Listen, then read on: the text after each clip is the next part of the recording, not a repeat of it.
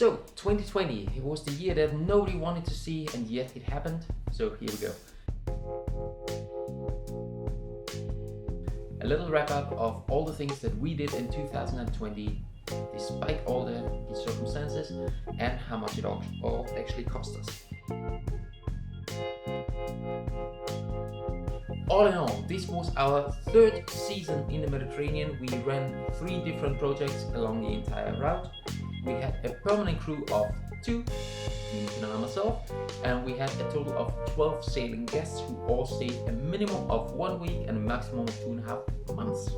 We spent 152 days at sea, sailing a total of 2,370 nautical miles, crossing 3 countries and skipping 2.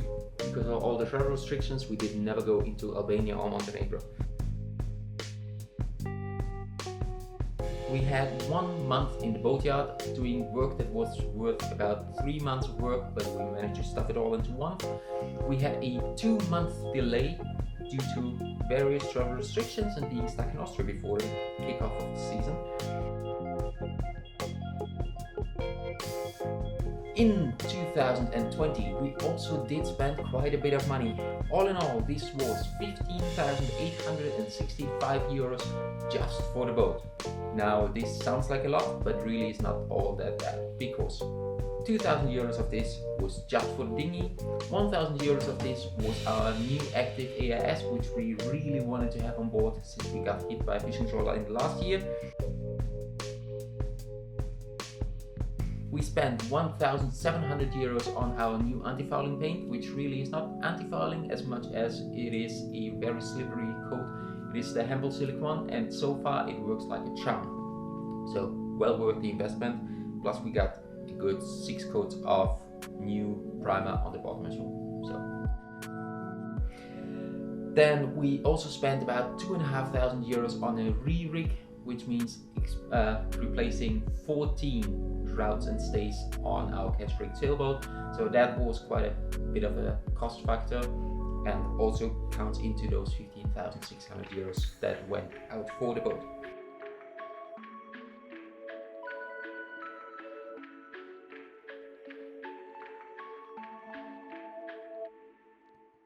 Then we also spent 1,388 euros on Marina Feast this year, but that includes getting stuck twice.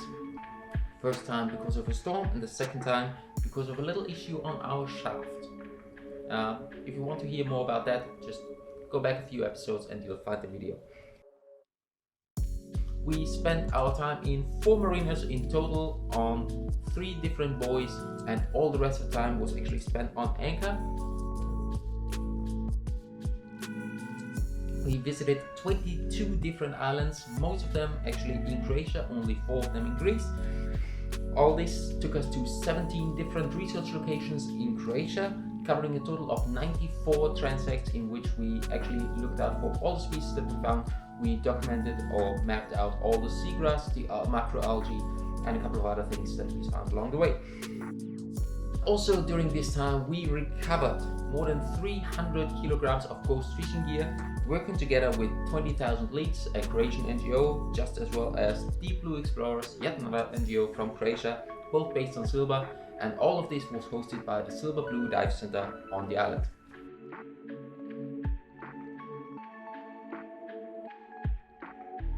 Then we did spend about 600 euros on fuel, which is really not bad. It's about half of what we spent last year, mostly because I guess we crossed 2 entire countries in 1 single sail. We also spent 253 euros on buoys, which you have to use in Croatia in many places.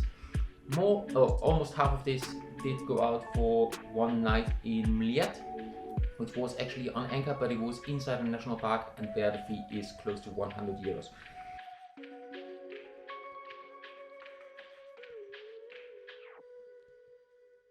We did spend 2,104 euros on food.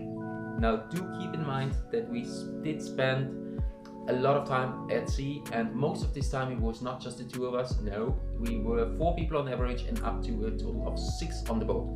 So all this money basically fed 4 to 6 people for a total of 4.5–5 months.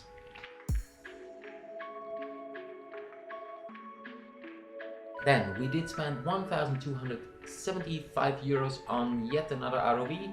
Our first one unfortunately got kind of abducted by a dive center that we used to work with. The second one got stolen by some mean person during the boat show in Düsseldorf, and now we are number 3, which is still going strong.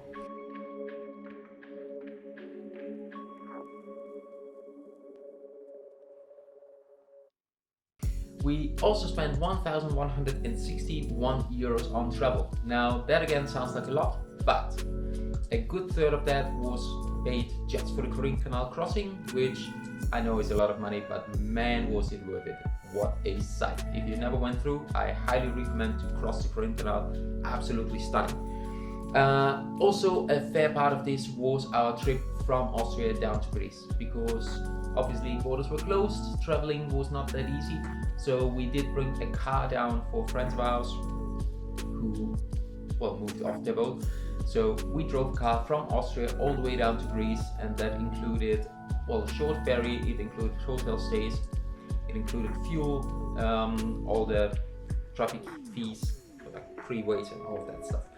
So really, the 1,161 euros for travel, all in all, not that bad.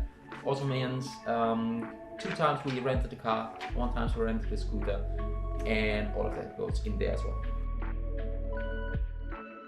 We recorded another 2.7 terabytes of videos, which is a little less than last year, but hey, still quite a bit.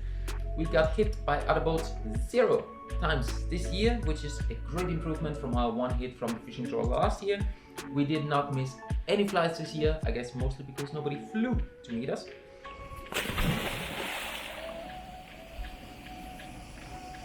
We had a minimum speed of less than 1 knot, just like every year it seems, and we hit a maximum speed of 8 knots, purely on the sails once again.